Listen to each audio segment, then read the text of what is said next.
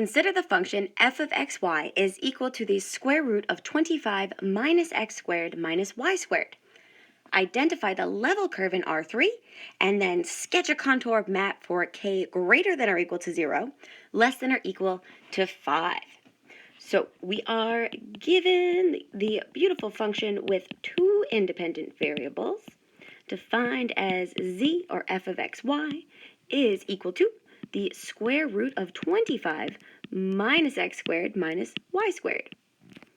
And the first thing that we want to do is identify the level curve in R3. So we need to identify the level curve associated with this function. So to do this, we're going to go ahead and let z be equal to k, such that k is a real number. And now here we're restricting our k values for k greater than or equal to 0, less than or equal to 5. So let's plug this into our function. So we now have k is equal to the square root of 25 minus x squared minus y squared. And now to identify the level curve, a great place to start is to square both sides and then see if you can recognize the equation that this is associated with in R2. So we are going to square both sides of our equation here. So the left-hand side is k squared is equal to, and now we see the square and the square root cancel each other out, leaving us with 25 minus x squared minus y squared.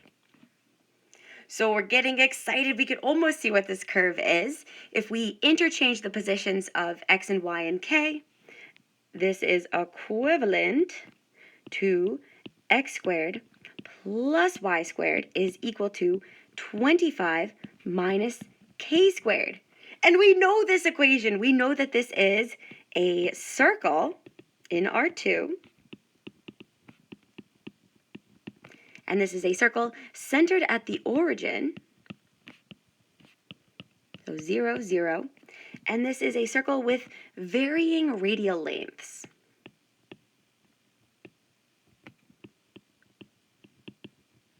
And now we say that this is a circle with varying radial lengths because our k value is a real number that varies between 0 and 5.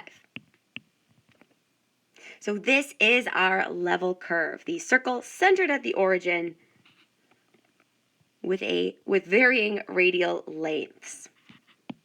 So now that we have our level curve, we want to go ahead and use this to find specific curves for differing values of k.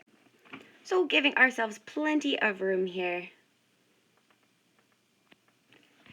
We now, in order to sketch that contour map, we need to evaluate this level curve, and I'll abbreviate, evaluate the level curve at different values of k.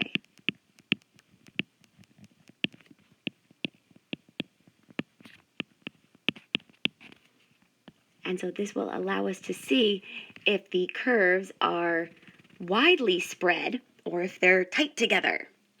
So again, keep in mind the bounds on k. So k is anywhere from 0 to 5. So you can choose any value your little heart desires here. I'm going to choose the integer values or your whole numbers to make sketching a little easier. So let's think about when k is 0. What is our level curve here? Well, this will be x squared plus y squared equals 25 minus 0, which leaves us with a circle centered at the origin with a radius of 5. Right? X squared plus y squared equals 25. So we'll make a note of our radius. So there is our first level curve, or our first contour curve. Now what about when k is 1?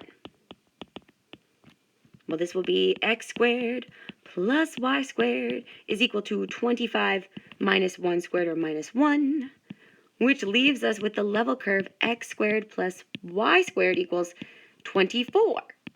So again, we have a circle centered at the origin with a radius of the square root of 24, which is approximately 4.9.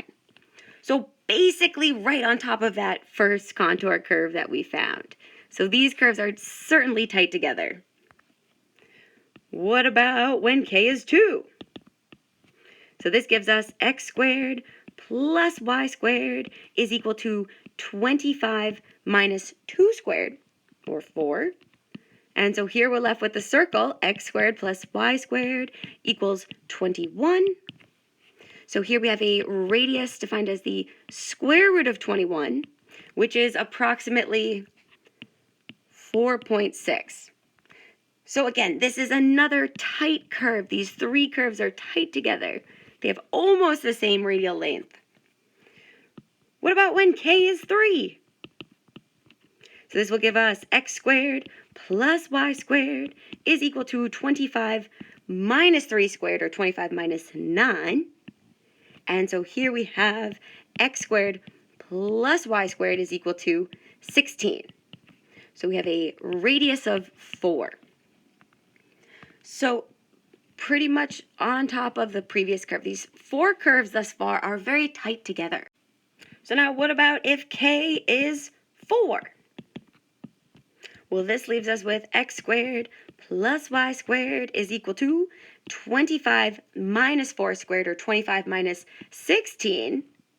So here we have this circle, x squared plus y squared, so the circle centered at the origin with a radius of 3. Okay, so now we're a full unit away from the previous curve. And let's do one more. Let's do what about when k is 5? So when k is 5, we've got the curve x squared plus y squared is equal to 25 minus 5 squared, or 25 minus 25. So we've got x squared plus y squared is equal to 0, which we know is true if and only if x equals y equals 0. So this is not a curve, it's a singleton point at the origin, 0, 0. Okay, so we've got these 6 beautiful contour, 5 contour curves and 1 singleton point. So we're ready to now go ahead and use these to sketch our contour map. So we're ready now to go ahead and sketch a contour map. And now keep in mind the level curves that we just found in R2 are these circles centered at the origin of varying radial lengths. So the first contour curve wasn't a curve, it was a singleton point, and that was right there at the origin. So that's when k is 5. Now when k is 4, we have the circle centered at the origin with a radius of 3. So if you have graphing paper, I encourage you to use it. We'll label on our sketch. So this is our circle of radius 3, and this is when k is 4. Now, when k was 3, we have another circle centered at the origin, but this time it has a radius of 4. So here is our third contour curve, and this circle has a radius of 4. Now those last 3 contour curves, when k was 2, when k is 1, and k is 0, those ones are really tight together. Recall that when k is 2, we have a circle centered at the origin with a radius of 4.6. So very close to that last curve.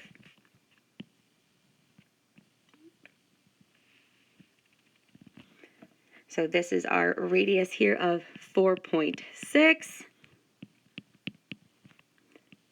And then the next curve has a radius of 4.9. This is when k was 1, so again, right on top of that last curve.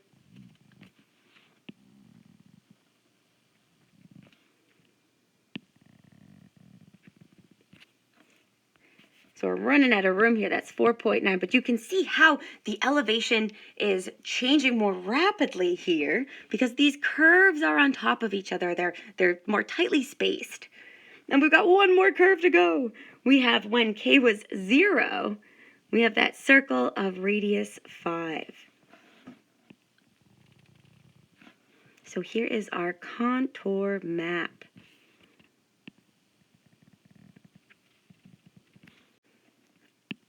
So before we make some observations, let's simply label these curves. This outermost curve, this is when k was equal to 0.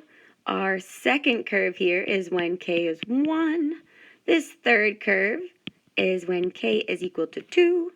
Our fourth curve was when k is equal to 3. This fifth curve here is when k is equal to 4.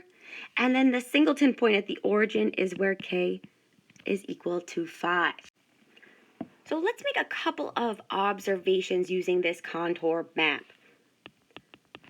So looking at this map, if we think about the k values, let's say from where k is equal to 3 through k is equal to 5, how would you describe these curves? Well, these curves are more widely spread. So when the curves are widely spread or more widely spaced, we know that this indicates a gradual elevation change.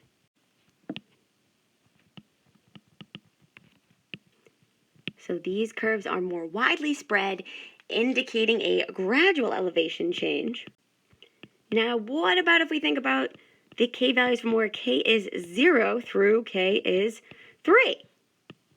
How would you describe these curves?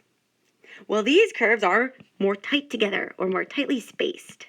So these curves are tightly spaced or closely spaced, indicating a more rapid elevation change.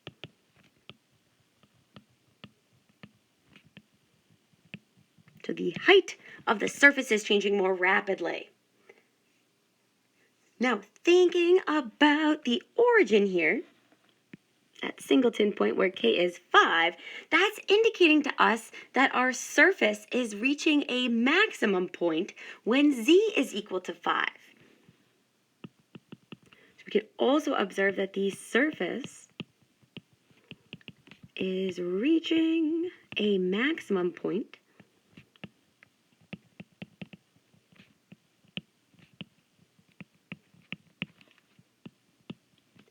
when z is equal to 5. And we know that our surface is reaching a maximum point here because when z is 5 or when k is 5, we have a single point. It's not a contour curve, it's a single point indicating the maximum point of our surface. So looking at your contour curve, are you able to identify what surface this is? If not, we can always think about deriving this algebraically.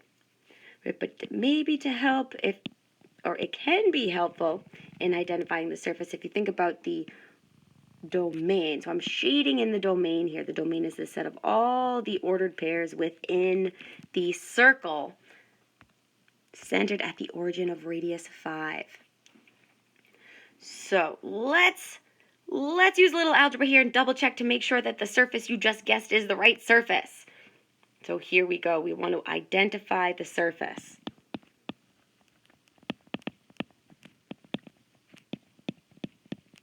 Are you ready? So we're going to identify the surface. So again, keep in mind, we started with z is equal to the square root of 25 minus x squared minus y squared. And we know, we can even make a little love note here to ourselves, that the range is the restrictions on those k values. Our range here is z is greater than or equal to 0, less than or equal to 5. So to identify the surface, we want to remove our square root. So we're going to square both sides of this equation, which leaves us with z squared is equal to 25 minus x squared minus y squared.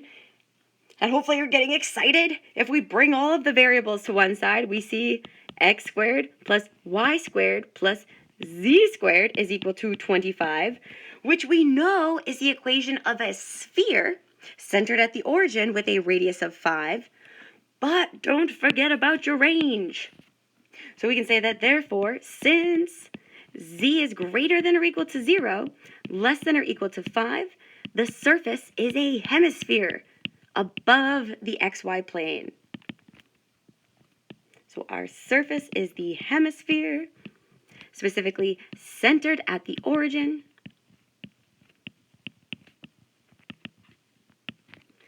with a radius of 5. And this is above the XY plane. So we took this question a little bit further than we needed to. We were only asked for the contour map, but now we see the reasoning behind these contour maps. They're helping us by simplifying a 3-dimensional surface into a 2-dimensional sketch.